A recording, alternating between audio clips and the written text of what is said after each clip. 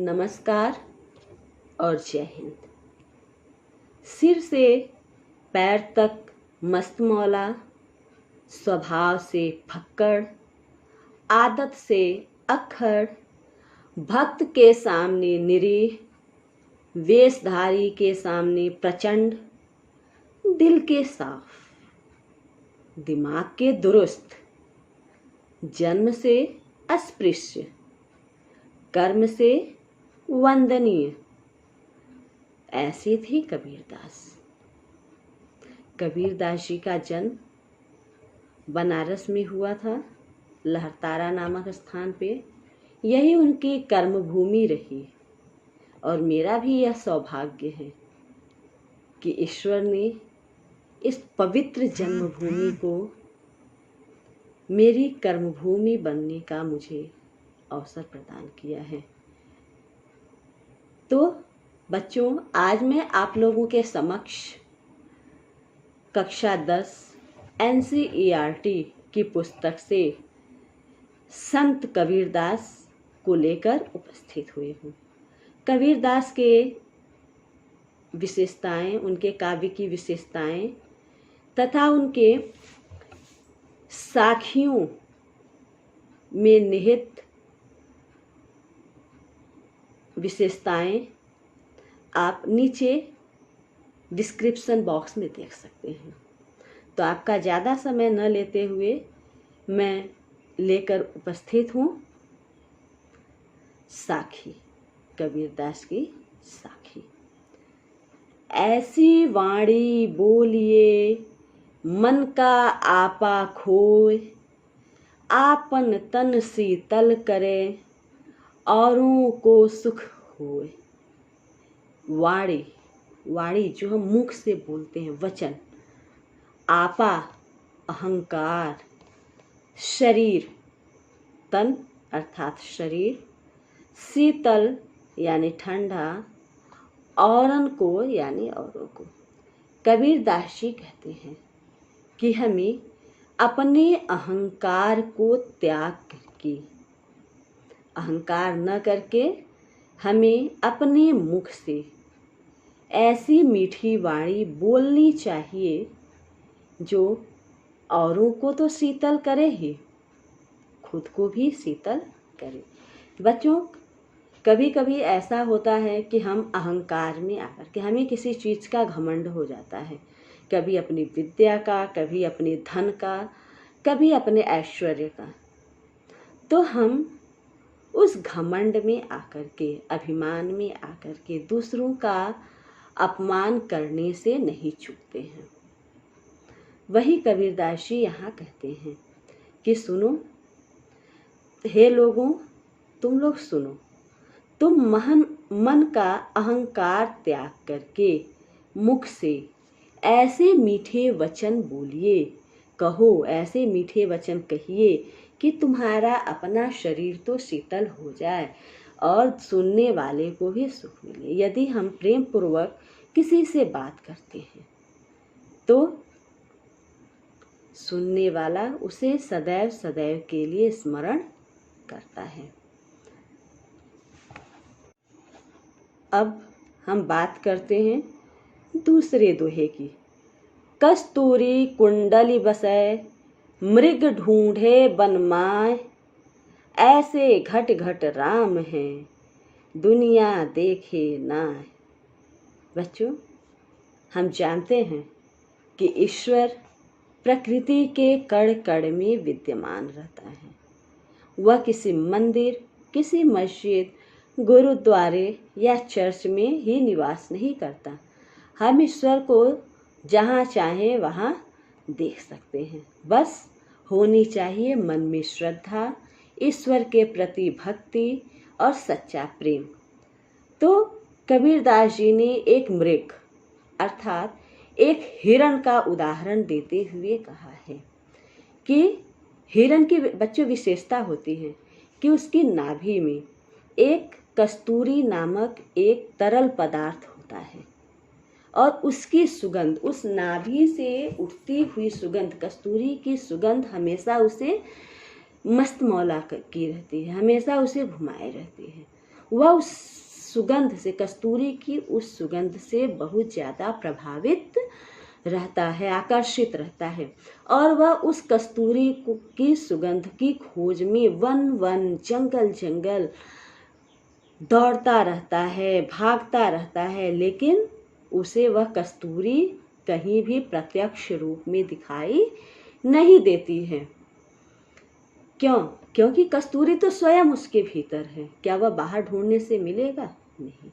उसी प्रकार उदाहरण देते हुए कबीरदास जी कहते हैं कि जिस प्रकार कस्तूरी हिरण के, मृग के नाभि में वास करता है, लेकिन हिरण, मृग उसे वनों वनों, जंगलों जंगलों, रेगिस्तान रेगिस्तान दौड़ता फिरता है, उसे खोजता फिरता है। उसी प्रकार से ईश्वर का वास हमारे हृदय में, मनुष्य के हृदय में रहता है, मनुष्य के मन में रहता है। किंतु मनुष्य इतना अज्ञानी है कि वह ईश्वर को प्राप्त करने के लिए, ईश्वर को खोजने के लिए तीर्थ स्थानों पर ढूंढता फिरता है। कभी वह इस तीर्थ स्थान भागता है, कभी वह उस तीर्थ स्थान भागता है, कभी वह मंदिर जाता है, कभी वह मस्जिद जाता है, कभी वह गिरजाघर जाता है, तो कभी गुरुद्वारे जाता है। लेकिन यदि मन में सच्ची आस्था हो, ईश्वर को यदि खोजना हो, तो ईश्वर को अपने मन के भीतर ही ढूंढना चाहिए। उसे यहाँ वहाँ ढूंढने से कोई फायदा नहीं है। ईश्वर सदैव हमारे मन में ही वास करता है। अब हम तीसरा दोहा देखेंगे। यहाँ पे कबीरदास जी ने बहुत ही सुंदर बात कही है कि जब मैं था तब हरि नहीं, अब हरि है मैं नाय, सब अंधियारा मिट गया जब दीपक देखा माय।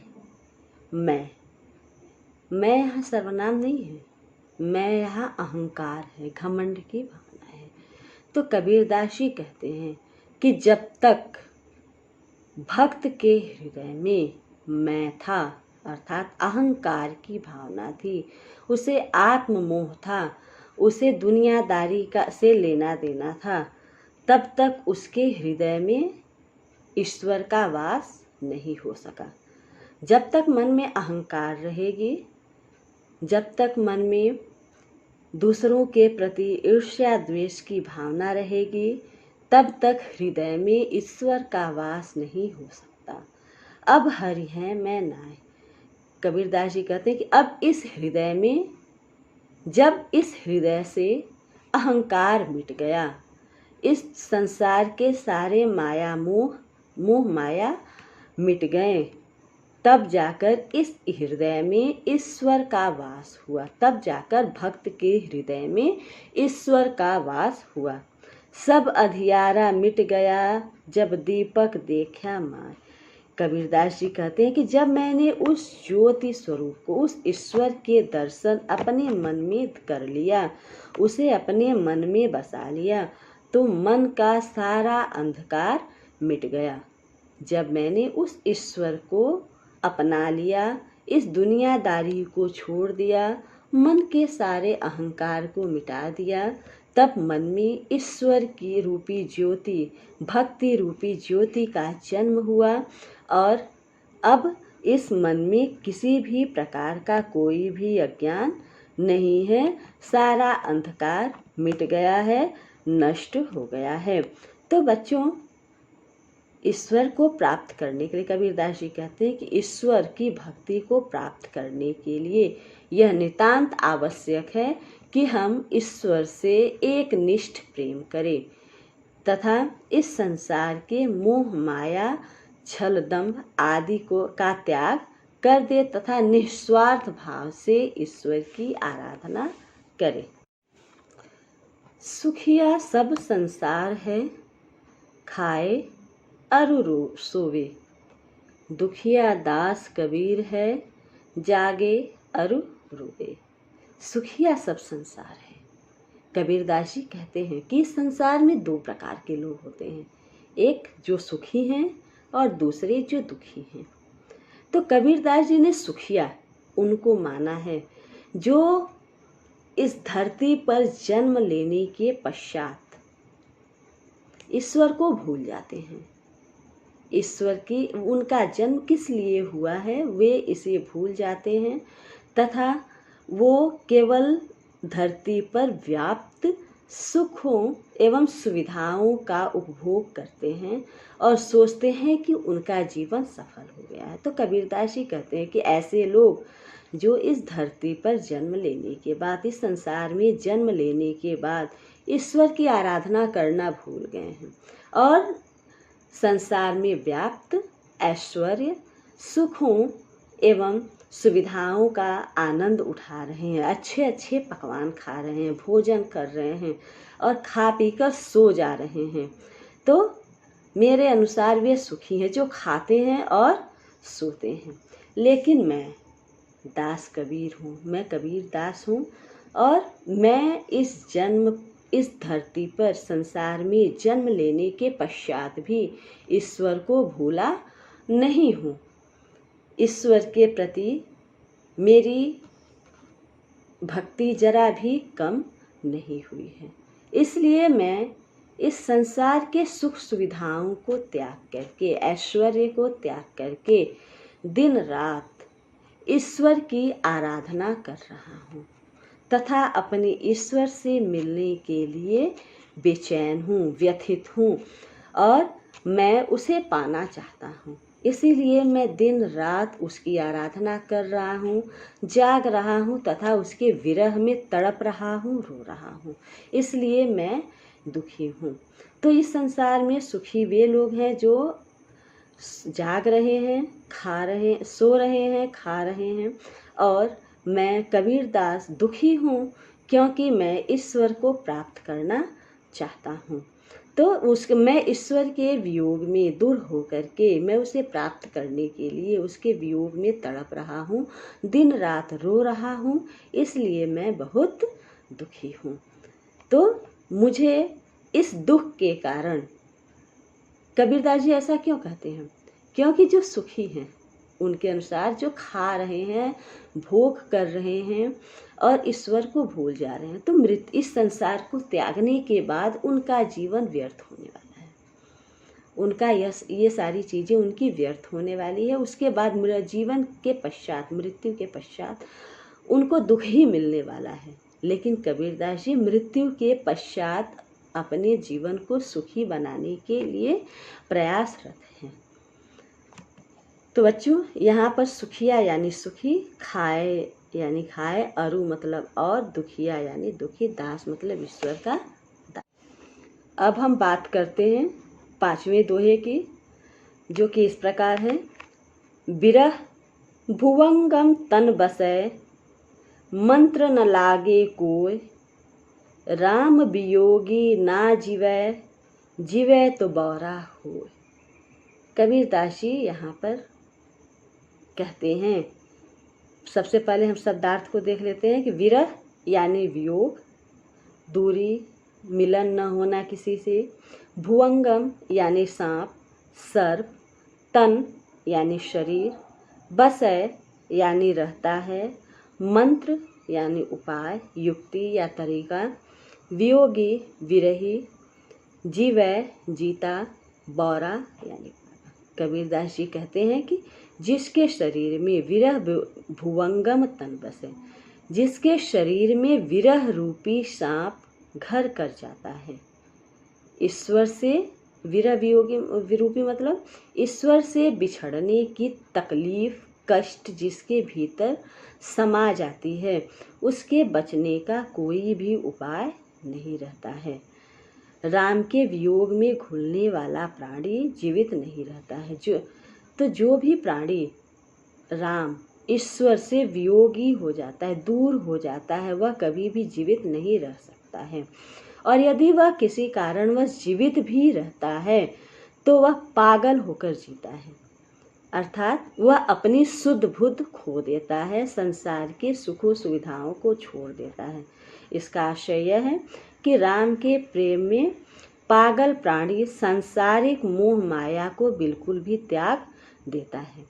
यदि वह इस संसार में जीता भी है तो वह वैरागी हो जाता है और उसे इस देश दुनिया की कोई भी धुन नहीं रहती है और उसकी गिनती लोग पागलों में करने लगते हैं।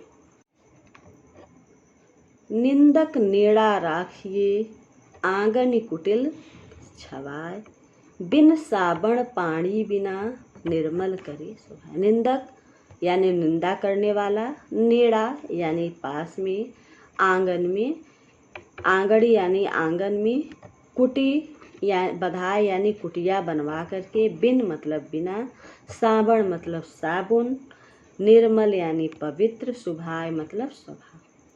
कबीरदास जी कहते हैं कि इस संसार में आपको बहुत सारे ऐसे लोग मिलेंगे जो आपकी निंदा करते हैं, कभी आपकी बुराई करते हैं। तो कबीरदास जी कहते हैं कि ऐसे निंदक लोगों से, ऐसे बुराई करने वालों से कभी भी घबराना नहीं चाहिए, क्योंकि ये ऐसे लोग होते हैं जो आपके अंदर छिपी हुई कमियों को बताते हैं। तो ऐसे लोगों को हमेशा अपने आसपास ही रखना चाहिए। हो सके तो इन्हें अपने घर के आंगन में कुटी बना करके, झोपड़ी बना करके, कुटिया बनवा करके इन्हें रखना चाहिए, क्योंकि यह समय समय पर आपके भीतर जन्म लेती बुराइयों से आपका सामना करवाते रहते हैं तथा आपके स्वभाव को, जिसे सुन करके आप अपने स्वभाव को निर्मल कर सकते हैं, अपनी उन बुराइयों को दूर कर सकते हैं। तो एक बार फिर से देखते हैं कि कबीरदास जी कहते हैं कि अपने निंदक को सदा अपने समीप रखो, अपने पास रखो। हो सके तो उसे अपने घर के आंगन में एक कुटिया बनवा कर दे दो, इतना नज़दीक रखो कि वह हमेशा आपके आसपास रहे। वह निंदक बिना साबुन पानी के ही आपके स्वभाव को स्वच्छ बना देगा। इसका आशय यह है कि निंदकों की निंदा भरी बातें सुनकर हमें आत्म सुधार, अपने आप को सुधारने का मौका मिलेगा और हम धीरे धीरे हमारे अंदर की समस्त बुराइयां दूर हो जाएंगी। पोथी पढ़ी पढ़ी जग मुआ, पंडित भया न कोय, एक असिर पीव का पढ़े सुपंडित होय। बच्चों, यहाँ कबीरदास जी उन लोगों पर व्यंग्य वाण करते हैं जो पुस्तकीय ज्ञान को ज्ञान से जोड़ते हैं, सच्चे ज्ञान से जोड़ते हैं, जो यह सोचते हैं कि यदि उन्होंने 4 पुस्तकों का अध्ययन कर लिया, 4 पुस्तकें रट ली, तो वह इस संसार में बहुत बड़े ज्ञानी हो गए हैं। तो उसका खंडन, उनकी इन भावनाओं का खंडन करते हुए कबीरदास जी कहते हैं कि पोथी अर्थात धार्मिक पुस्तक, जग, संसार, वो कहते हैं कि यह संसार जो है वह पोथी पढ़ पढ़ करके, किताबी ज्ञान अर्जित कर करके अपने आप को ज्ञानी समझने में लगा हुआ है। लेकिन मेरे अनुसार जो ईश्वर की भक्ति का एक मतलब एक, अशिर मतलब अक्षर, पेव का यानी प्रियतम का, ईश्वर का पढ़े सो पंडित हो, जो ईश्वर के प्रति एक अक्षर को भी जान लेता है कि ईश्वर को क्या पसंद है, ईश्वर को कैसे पाया जा सकता है, वही वास्तव में सच्चा पंडित होता है, वही सच्चा ज्ञानी है। पंडित अर्थात ज्ञानी से है यहाँ पे। तो वे लोग, कबीरदास जी के अनुसार, वे लोग ज्ञानी नहीं हैं जो ईश्वर को नहीं जानते, ईश्वर से प्रेम नहीं करते और जो खुद को किताबें, वेदों, पुराणों का ज्ञान अर्जित करने के बाद अपने आप को महाज्ञानी समझते हैं। ऐसे लोग ज्ञानी नहीं हो सकते। कबीरदास जी के अनुसार सच्चा ज्ञानी वही है जो कि ईश्वर के प्रेम का एक अक्षर भी जान लेता है, पढ़ लेता है, वही सच्चा ज्ञानी हो सकता है।